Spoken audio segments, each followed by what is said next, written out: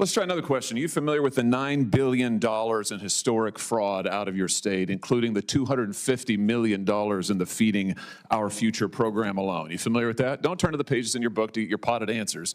Are you familiar with it? Yes or no? Yes, I am familiar with it. Very familiar, aren't you? Because the people who ran the Feeding Our Futures program came to you in your official office in the state capitol December 11th, 2021, and asked for your help in getting investigators off their backs.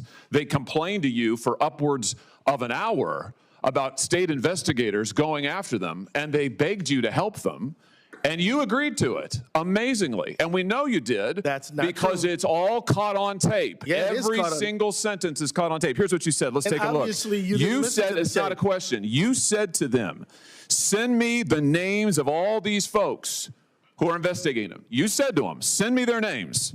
And I'll take that list, and I'll call the person over at Education who was investigating them and say, what's going on? Why am I getting these complaints? Then he went on to say, I already have my team working on this. What day should we get together to discuss it again?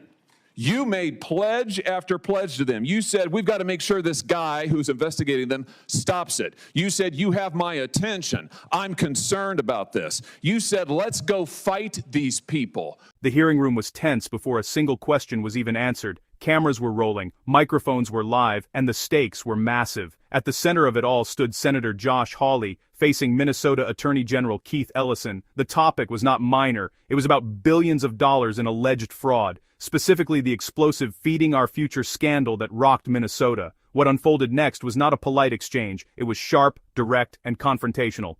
The senator demanded yes or no answers. The Attorney General pushed back. Accusations flew. Campaign donations were questioned. Whistleblower warnings were brought into the spotlight. And by the end, the room was in complete uproar. This was not just another routine oversight hearing. This was a political showdown over accountability, integrity, and public trust. Senator Hawley. Thank you very much, Mr. Chairman. Mr. Ellison, let me start with you. You're the Attorney General of the state of Minnesota. Do I have that correct? That's a yes? Sir, you're aware of my job. You know the answer to that. You're not going to answer my questions? Are we going to start this way? Are you the Attorney General of the state of Minnesota, yes or no? You know the answer. Mr. Ellison, you're in my courtroom now. You're under oath. So I suggest that you answer my questions. You the Chief Law Enforcement Officer of the state of Minnesota, yes or no? Let's try another question. Are you familiar with the $9 billion in historic fraud out of your state, including the $250 million in the Feeding Our Future program alone? You familiar with that? Don't turn to the pages in your book to get your potted answers. Are you familiar with it? Yes or no? Yes, I am familiar with it. Very familiar, aren't you? Because the people who ran the Feeding Our Futures program came to you in your official office in the state capitol December 11th, 2021, and asked for your help in getting investigators off their backs. They complained to you for upwards of an hour about state investigators going after them, and they begged you to help them, and you agreed to it, amazingly. And we know you did. That's not because true. It's all caught on tape. Yeah, Every single sentence is caught on tape. Here's what you said. Let's take a look. Obviously, you said, it's not a question. You said to them, send me the names of all these folks who are investigating them. You said to them, send me their names. And I'll take that list, and I'll call the person over at Education who was investigating them and say, what's going on? Why am I getting these complaints? Then he went on to say, I already have my team working on this. What day should we get together to discuss it again? You made pledge after pledge to them. You said, we've got to make sure this guy who's investigating them stops it. You said, you have my attention. I'm concerned about this. You said, let's go fight these people, meaning the people who were investigating the fraud. Why'd you do it? Why'd you help them? Are you going to let me answer? Please, we're all ears. So first of all, you're cherry picking quotes out of there. Why did you help them? I thought you were going to let me answer. Why did you help them? Are you going to let me answer?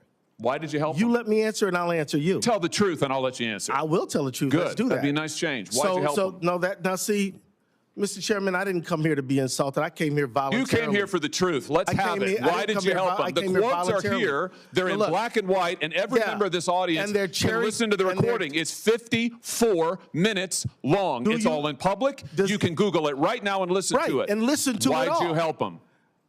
First of all, I didn't help them. You did help them. No, I did not. I certainly didn't. You're saying you didn't do anything for them.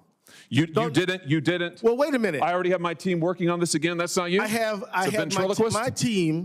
my team assisted with the information that led to the prosecution and conviction of these people. No, you didn't. You didn't lift a finger to prosecute them. No, you did not. You didn't because lift a finger it was a federal prosecution. You had, BS. You had whistleblowers come to you as early as 2019. You're the one talking BS. Hey, listen, it's my time. Doesn't know what you're talking about, sir. No, sir. You now have encountered the truth and you don't like it. Why'd you take their money? Why'd you take their money? I didn't. You took $10,000. No, that's a false statement. $10,000 9 days after the meeting. False statement. You took $10,000. Here's what happened. They went to your office. They solicited money from you. They solicited help from you. That's also wrong. They came to your office. It was your official office. You met with them for 54 minutes. No, they didn't. They asked you for help. You pledged it to them, and they talked repeatedly about money. In fact, it's all they talked about. That's a lie. Money, money, money, money. They said, we will put our dollars in the right place. We will support candidates that will fight to protect our interests. You replied, that's right. They said, if you are secure in your donor base and secure in your power base, you can act the way you want. You replied, money is freedom. They said the amount of money circulating, I'm reading the transcript, the amount of money circulating in our community today is powerful, and we haven't realizing it in a meaningful way. And you said, give me the specifics. And 9 days later, you took $10,000 from people who were then indicted. It's in your reports. Why'd you do it? Sir, was it worth it? You know what? This is a theatrical performance. This is the truth. This is what accountability looks like, of which you've had none. You helped fraudsters defraud your state and this government of $9 billion, and you got a fat campaign contribution out of it. You ought to be indicted. True. Well, that's the truth. I think we've made the point. Let's keep the tenor just for the record. I'll ask how I want to. He's lying, and that's the truth. Oh no, this is all on the record, sir.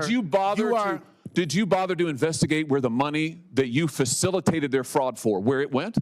Do you know where it went, what it was used for, the fraudulent money? I do, because we just heard testimony about it yesterday. Because we were key players in the hundreds of millions of dollars to terrorist groups, to transnational criminal organizations, to the drug trade, to drug trafficking, to child trafficking. And you took $10,000 That's a lie. And helped them do it. You know, the other thing is, whistleblowers came to you as early as 2019. Let's look. As early as 2019, whistleblower. Don't talk over me. As early as 2019, it's my hearing, pal. As early as 2019. Don't call me whistleblowers came to, well, I should call you prisoner because you ought to be in jail. Well, we'll see what you can do. In 2019, whistleblowers came to you in your office and referred to you fraud allegations from Feeding Our Futures, and you blew them off. Listen, your own state newspaper investigated it. The Minnesota Star Tribune, the Partners in Nutrition, brought its concerns to the Attorney General's office in 2018 and in 2019, and you did nothing. You did nothing for years. The only action you took is, once all these fraudsters came to your office and asked you to get involved and offered you money, then you got involved. Then you took the money, and then you got involved. They did not come to my office. You're completely wrong about that. You met with them I did not take anybody's money. 54 minutes, and you took $10,000, and they also gave your family money. They gave your family thousands of dollars in campaign contributions in addition to what they gave you. This is a false statement. Let's put this is completely untrue. The New York Post. Yeah, we know the New York Post. Minnesota Keith Ellison, AG, accepted campaign donations from individuals linked to the $250 million COVID fraud scheme after they were in your office. The donations came on December 20th. Sir, you met with them on December the 11th, and on January 20th, the FBI knocked over their headquarters. No. That's the sequence of events here. No, it's not. You've been right at the center of this fraud thing from the beginning, and you've enabled it. And sir, you should resign. And sir, you should resign. I was thinking the same thing about you. Should resign. I was thinking the exact same thing about you. I'm sure after encountering this truth, you are, because it hurts to have accountability, doesn't it? Because after this parade of lies and presentation, I think you should be ashamed for misrepresentation. Time has expired. Senator Moreno. Unexpected next witness. They're expecting somebody on the other side. Oh, should I go on to Blumenthal? So let me ask. Excuse me. I made a mistake. I'm so good it is. Let's break down exactly what happened. This hearing was not about partisan talking points. It was about oversight and responsibility. Billions of taxpayer dollars were allegedly misused. Communities were impacted. Trust was shaken. Senator Hawley's aggressive questioning reflected a demand for answers that many Americans are asking. Was everything handled properly? Were early warnings ignored?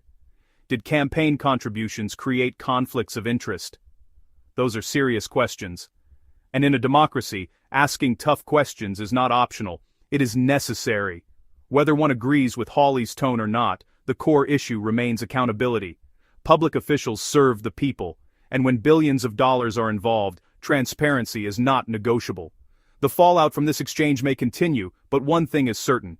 This was a moment that will not be forgotten anytime soon.